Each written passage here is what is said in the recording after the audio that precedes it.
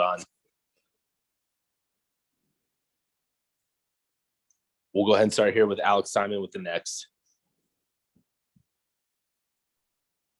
Hi, Brittney. When you talked after Saturday night's game, you said your knee had kind of been feeling like crap for a while. And I was just wondering, what things were you able to do kind of in that break to get it to be like removed? And I guess do you kind of know what it was that made it feel that way?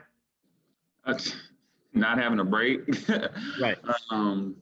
Just playing on it probably when I should have been resting it, or, it's just nagging stuff. Just wear and tear, honestly. It wasn't like one specific thing that I did where it like hurt my knee, It was just like a accumulation of things. But like I said, I was able to go to Exos in Scottsdale in Arizona and got to work with Keegan and do some really good things out there. I mean, it's a lot of technical things. I don't know. It was just a lot of stuff that I was able to do there and take my time and just, one-on-one instead of like in a team setup. Sometimes you need one-on-one stuff. So I was able to do that. I would go like 2 or 3 times a week. And I did that all the way up until I went overseas in January. So I did like a lot of work. Like I started it once I left the bubble. I started like maybe a couple weeks after that. And I did a lot of work. So it was good.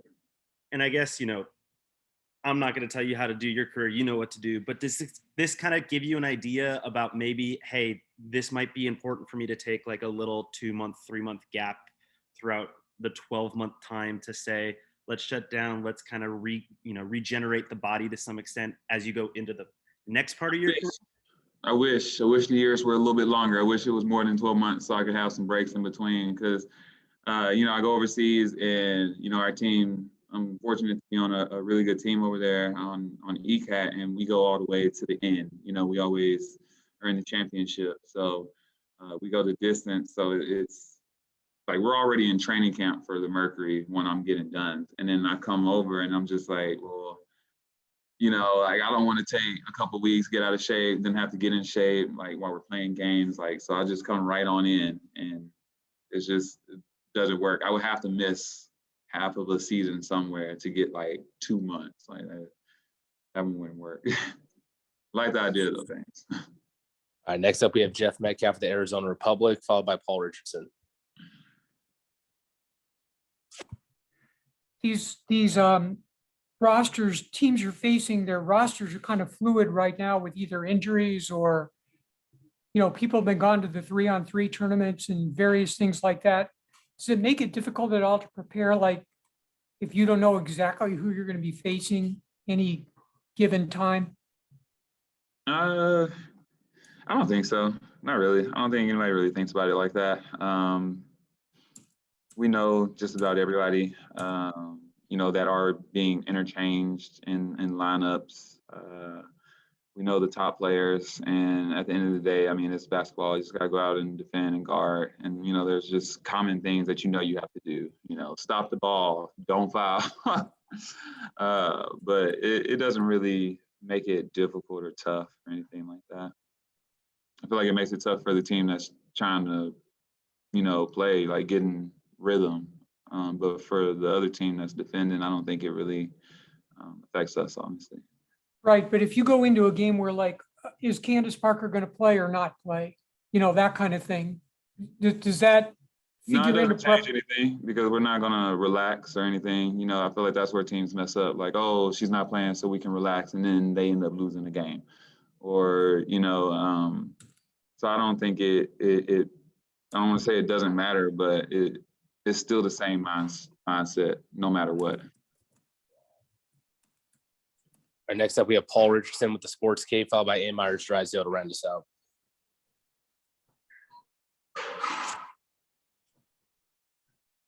So we know how important fans are, BJ. I mean, the X factor is there. But lately we've seen Trae Young, we've seen Russ, we've seen all this. What are your thoughts on this? Because fans are now at this other level that is just unacceptable. I think fans are going crazy right now, honestly. Not having sports for so long and then having sports, and they're just getting, too caught up in the game and taking things too personal. But fans need to stay in a fan's place, honestly. I mean, there's jawing at players like, yeah, but then sometimes it just gets took too far. And fans need to be held accountable just as much as we do. But I mean, to try to spit on somebody they should never be able to come to a sporting event again, honestly. The popcorn player gets hurt going into the back and you dump popcorn on them. I mean, they should never be able to set foot in the NBA or any arena, honestly. But I just think it's ridiculous. Like, I understand, Russ's, reaction. Like, I get it. But it's uncalled for. Luckily, I don't Do you think we think really they had should be anything like that in WNBA, honestly. I don't think I've ever heard of anything like that happening. BG, do you think they should be charged? Yeah. I mean, if I go try to spit on somebody on the street or, assault somebody by dumping or throwing something on them, I mean, yeah.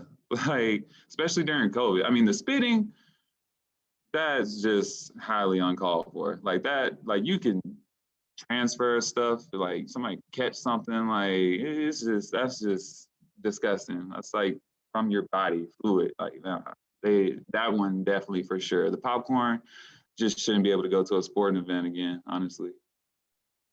All right, next up we have Ann Meyers, Drysdale, and then we had one final hand with Doug Feinberg. Good morning, Brittney. Morning. Hey, I had a couple of questions. One was, now that you're back in the groove, and it is an adjustment coming from Europe and then playing back in the WNBA. Do you feel, after this many games, even with Diana out, that you're starting to feel connected? Because it takes time with chemistry and everything. But do you feel after the last couple of games that you're starting to get together?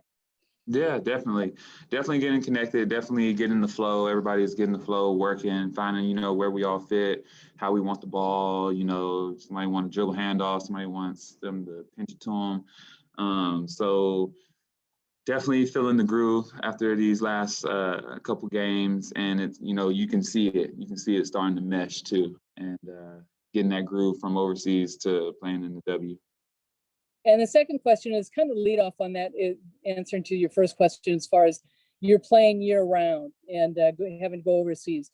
Do you feel, being in your 10th season, how the league has changed in so many different ways since you've been in the league?